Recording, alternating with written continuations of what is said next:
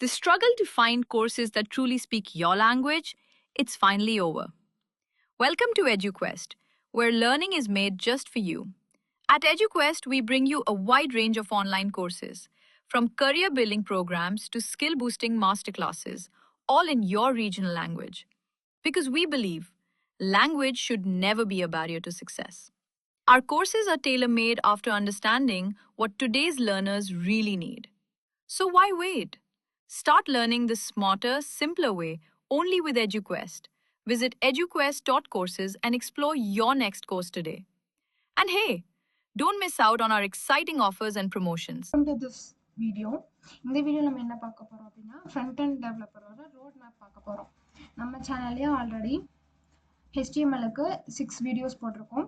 6 வீடியோஸ்மே பேசிக்கான வீடியோஸ் தான். அதோட டேக்ஸ் என்னென்ன டேக்ஸ் இருக்கு, எப்படியெல்லாம் யூஸ் பண்ணலாம், எப்படி ஒரு ப்ராஜெக்டை கிரியேட் பண்ணுறது, இந்த மாதிரி வீடியோஸ் இருக்கு. அது கூடவே ஒரு ப்ராஜெக்ட் போர்ட்ஃபோலியோ இருக்கக்கூடிய about page, contact page and home page மூணும் சேர்த்து ஒரு ப்ராஜெக்ட் பண்ணியிருக்கோம். நெக்ஸ்ட் நம்ம சிஎஸ்எஸ் பார்ப்போம். சிஎஸ்எஸ்ல இருக்கக்கூடிய important topics flex, grid, padding, margin இந்த மாதிரி எல்லாம் பார்த்துட்டு அது எப்படி ஒர்க் ஆகுதுன்னு கிளியராக பார்த்துட்டு அதுக்கப்புறம் நம்ம பூட் ஸ்டாப்பை போயிடுவோம். பூட் ஸ்டாப்பில் என்ன பண்ணுவோம் அப்படின்னா இதே மாதிரி சிஎஸ்எஸ் மாதிரி தான், பட் ஆல்ரெடி அவங்க கோட் எழுதி வச்சிருப்பாங்க. அதை வந்து நம்ம கிளாஸ் நேம் யூஸ் பண்ணி ஈஸியாக நம்ம பூட் ஸ்டாப்பை யூஸ் பண்ணிக்கலாம். சிஎஸ்எஸோட ஈஸியாக இருக்கும், ரெஸ்பான்சிவாகவும் இருக்கும், அண்ட் அட்ராக்டிவான கலர்ஸஸ்லையும் யூஸ் பண்ணலாம்.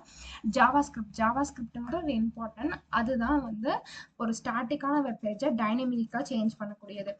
ஆனால் ஜாவா ஸ்கிரிப்டில் வந்து ரொம்ப பெரிய பெரிய கோர்ஸ் எழுதணும். அதுக்கு ஈஸியாக தான் நம்ம ரியாக்ட் யூஸ் பண்ண போகிறோம். ஜாவா ஸ்கிரிப்டில் இருக்கக்கூடிய பேசிக்கான சின்டாக்ஸ் எப்படி ஒர்க் ஆகும், வேர், லெட் இந்த மாதிரியான கீவேர்ட்ஸஸ்லாம் இருக்கும், கான்ஸ்ட் இந்த மாதிரி கீவேர்ட்ஸஸ்லாம் என்னென்ன அப்படின்னு பேசிக்காக பார்த்துட்டு நம்ம சிஎஸ்எஸ்ல ஒரு ப்ராஜெக்ட் பண்ணுவோம். HTML சிஎஸ்எஸ் சேர்த்து அதே மாதிரி பூட் ஸ்டாப் யூஸ் பண்ணியும் நம்ம வந்து ப்ராஜெக்ட் பண்ணுவோம், க்ளோன் பண்ணுவோம். ஸோ இது எல்லாத்தையுமே நம்ம கிட்டப்பில் எப்படி புஷ் பண்ணுறது, அதுக்கப்புறமா நம்ம ஏதோ சேஞ்சஸ்னால் எப்படி அப்லோட் பண்ணுறது, அப்டேட் பண்ணுறது, இது எல்லாத்தையுமே நம்ம வந்து கிட்டப்லாம் பார்ப்போம் அந்த வீடியோவில். நெக்ஸ்ட் தான் ரியாக்ட். இம்பார்ட்டண்டானது ரியாக்ட் தான். ரியாக்டில் நம்ம என்ன பார்ப்போம் அப்படின்னா NPM இன்ஸ்டால் பண்ணிக்கணும். NPM முக்கியம்.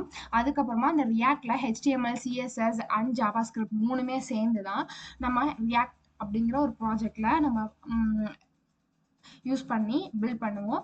அதுக்கப்புறமா அது எப்படி பண்ணதுக்கப்புறமா ஏபிஐ யூஸ் பண்ணுவோம். ஏபிஐ யூஸ் பண்ணி எப்படி நம்ம எக்ஸ்டர்னல் டேட்டாஸஸ்லாம் ஃபெச் பண்ணுறது, அதை ஃபெச் பண்ணி எப்படி நம்ம அந்த யூஸ் பண்ணுறது ரியாக்ட் ஆப்பில் அப்படின்னு பார்ப்போம். ஏபிஎம் ஃபெச் பண்ண தெரிஞ்சதுக்கப்புறமா பேக்கெண்ட் பார்ப்போம். பேக்கெண்டில் எப்படி அந்த டேட்டா பேஸில் ஸ்டோர் பண்ணுறது, அதை ஸ்டோர் பண்ணதுக்கப்புறமா நம்ம எப்படி வந்து அதை கெட் பண்ணுறது, போஸ்ட் பண்ணுறது, இந்த மாதிரியெல்லாம் நம்ம பார்ப்போம். இதுதான் வந்து ஃப்ரண்ட் எண்டில் ஃபஸ்ட்டு நீங்கள் தெரிஞ்சுக்க வேண்டியது. ஏபிஐ ஃபெச் பண்ணுறது வரைக்கும் நம்ம தெரிஞ்சுக்க வேண்டியது. தேங்க்யூ ஃபார் வாட்சிங்.